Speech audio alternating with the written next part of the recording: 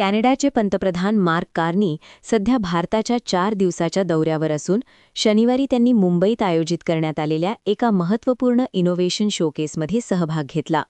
यावेळी त्यांनी विविध विद्यापीठांतील संशोधकांशी संवाद साधत संशोधन, तंत्रज्ञान आणि नवोन्मेष क्षेत्रातील प्रगतीचा आढावा घेतला.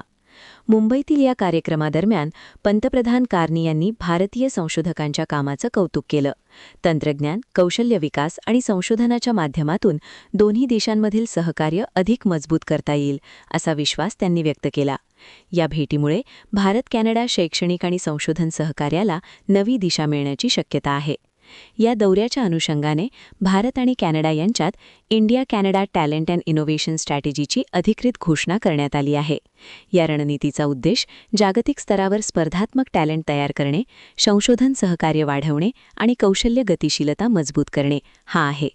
या रणनीतीबाबत माहिती देताना शिक्षण राज्यमंत्री जयंत चौधरी म्हणाले की ही रणनीती योग्य वेळी आली असून ती दूरगामी परिणाम करणारी आहे.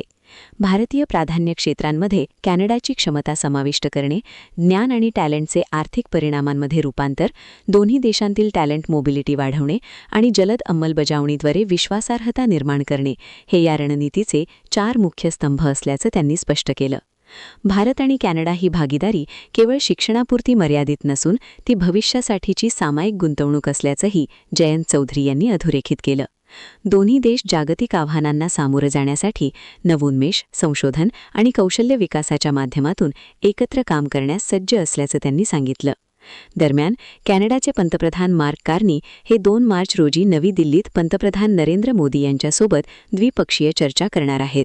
या चर्चांमध्ये शिक्षण, संशोधन, कौशल्य विकास, इनोव्हेशन आणि भारत-कॅनडा संबंधांबाबत महत्त्वपूर्ण निर्णय होण्याची शक्यता आहे. एकूणच कॅनडाचे पंतप्रधान मार्क कार्नी यांचा भारत दौरा हा केवळ औपचारिक नसून शिक्षण, संशोधन आणि नवोन्मेष क्षेत्रातील दीर्घकालीन भागीदारी मजबूत करणारा ठरणार असल्याचं चित्र सध्या दिसत आहे.